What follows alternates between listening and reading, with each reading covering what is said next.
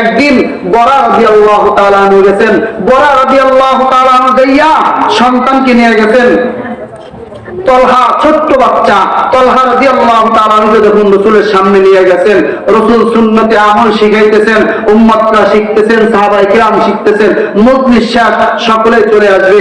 এমন সময় তলহা রাদিয়াল্লাহু তাআলা আনহুকে বরা ডাক দিয়ে বলতেছেন, বরা রাদিয়াল্লাহু তাআলা আনহুকে তলহা রাদিয়াল্লাহু তাআলা আনহু বলতেছেন, বাবা আপনি আমাকে একটু অনুমতি দেন, আমি রাসূলের সাথে কথা বলে আসি। দেখেন তাদের বাবা কেমন ছিল, সন্তানকে রাসূলের দরবারে পাঠায় দিয়েছেন। রাসূলের দরবারে যাইয়া বলতেছেন, আল্লাহর রাসূল আমি কিন্তু আপনাকে মহব্বত করি, কিন্তু আপনাকে মহব্বত করি।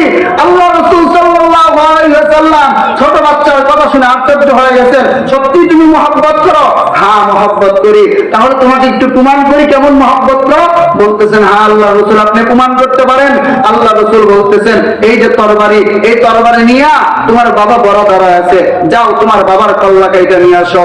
আল্লাহ রাসূল সাল্লাল্লাহু আলাইহি ওয়াসাল্লাম বলতে দেরি হয়েছে, তলহা রাদিয়াল্লাহু তাআলা আনহু মাছ পাখি যেরকম মাছ শিকার করার জন্য যায়, রাসূল বলতে দেরি হয়েছে।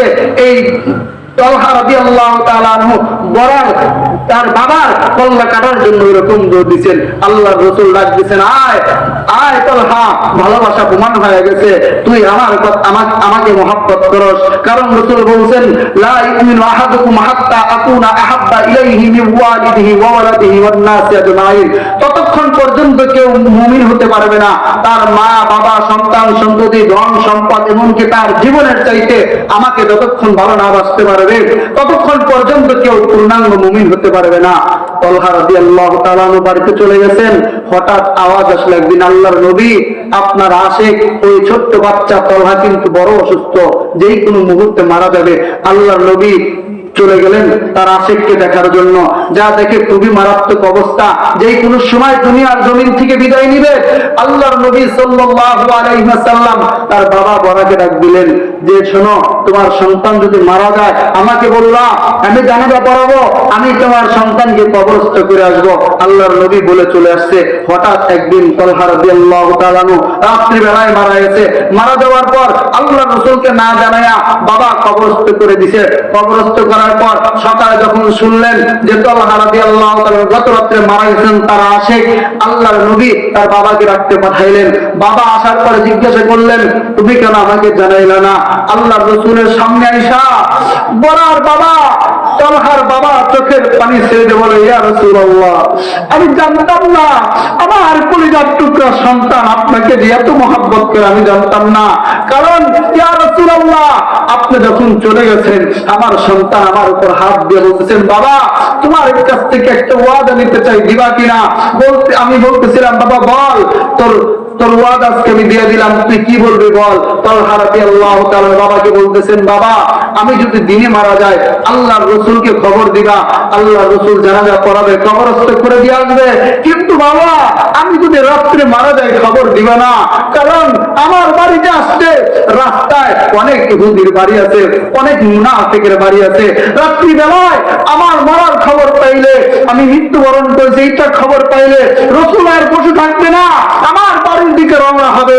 এই সুযোগ পেয়ে যদি রাত্রি বেলায় সুযোগ মনে করে ইহুদি নাসারারা আমার নবীর উপর আক্রমণ করে, বাবা আমি আল্লাহর সামনে কি জবাব দেব? আল্লাহর সামনে আমি সেই দিন কি জবাব দেব? আরে যুবক ভাই, বাচ্চা তলহা এই চিন্তা করে আল্লাহর নবীর উপর ইহুদি আক্রমণ যেন না হয়, মুনাফিকের আক্রমণ যদি না হয়, আজকে আমি কেমন নবীর আশিক হইলাম, আজকে আমি কেমন নবীর আশিক হইলাম। আজকে আমার সন্তানকে আমি নবীজির মুহাব্বত শিক্ষা দিই না। আজকে শিক্ষার দিকে তাকান, আজকে শিক্ষা অবস্থার দিকে তাকান।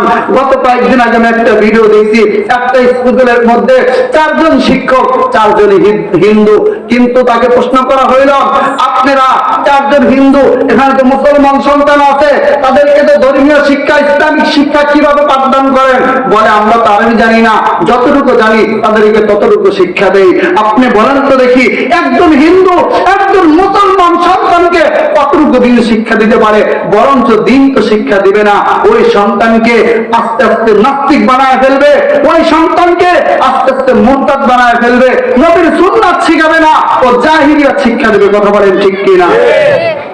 আজকে বইয়ের মধ্যে তাকান, শরীফ থেকে শরীফা কিভাবে হইল, এরকম বানোয়ার গল্পগুলা দিয়া আজকে আমাদের মুসলমান সন্তানের জন্য নবীর সুন্নাত শিখতে না পারে, নবীর আদর্শ যেন শিখতে না পারে, সেই পায়তারা আজকে চলতেছে। কথা বলেন ঠিক কিনা? আলহামদুলিল্লাহ, আজকে বাংলাদেশ নুরানি ইন্টার গার্ডেন মাদ্রাসাগুলোতে, আমাদের কওমি মাদ্রাসাগুলোতে খোলার কারণে আলহামদুলিল্লাহ আজকে দেখা যাইতেছে ছোট্ট ছোট্ট বাচ্চারা, শত শত মাদ্রাসা হয়ে গেছে বাংলার জমিনে, হাজার হাজার মাদ্রাসা, প্রত্যেকটা মাদ্রাসায় এখন ছোট ছোট বাচ্চাদেরকে দিন শিক্ষা দেওয়া হইতেছে। এজন্য আপনাদের কাছে আবদার, আপনাদের এলাকায় মাদ্রাসা আছে, যুবক ভাইয়েরা, বুড়া বাবারা, ওই বাবা কত ভাগ্যবান যেই বাবার লাশের সামনে দাঁড়াইয়া সন্তান জানাজা পড়ে, মালিকের কাছে দরখাস্ত করে, মালিক আমার বাবা মারা গেছে, আমাকে রিক্সা চালায় মানুষ করছে, জমিন আবাদ করে মানুষ করছে, মালিক তোমার কাছে দরখাস্ত দিলাম, আমার বাবা দুনিয়ায় কষ্ট করছে, খবরে তুমি কষ্ট দিও না। ওই মার লাশের সামনে সন্তান যখন দাঁড়ায় বলবে, মালিক আমার মা আমাকে গর্ভে ধারণ করা অবস্থায় কত কষ্ট করছে, খাইতে পারে নাই, ঘুমাইতে পারে নাই, ও মালিক তুমি আমার মারে জাহান্নামের আগুনে আযাব দিও না। যখন এই সন্তান চোখের পানি ফেলাবে, নাকের ডগায় আসার আগে ওই মা বাবার কবরে আযাব আল্লাহ মাফ করে দিবে। কিন্তু ওই বাবা কত দুর্ভাগ্য, যেই বাবার লাশের সামনে দাঁড়াইয়া সন্তান দুবার মতো দাঁড়ায় থাকে, দোয়া করতে পারে না, কারণ তার মধ্যে দিন শিক্ষা নাই। কেমনে দোয়া শিক্ষা দিবে? জাগতিক শিক্ষা মা বাবা কষ্ট করে শিক্ষা দিয়েছে, মারা যাওয়ার পর বিপদের মুহূর্তে ওই মা বাবার জন্য সন্তান দোয়া করতে পারে না। এজন্য বলি বাগান, একটা সন্তান হইলেও আলেম বানান, আপনি মারা গেলে বুঝতে পারবেন এই আলেম বানানোর কারণে আপনার কত ফায়দা হয়েছে। পারবো তো ইনশাআল্লাহ আমরা?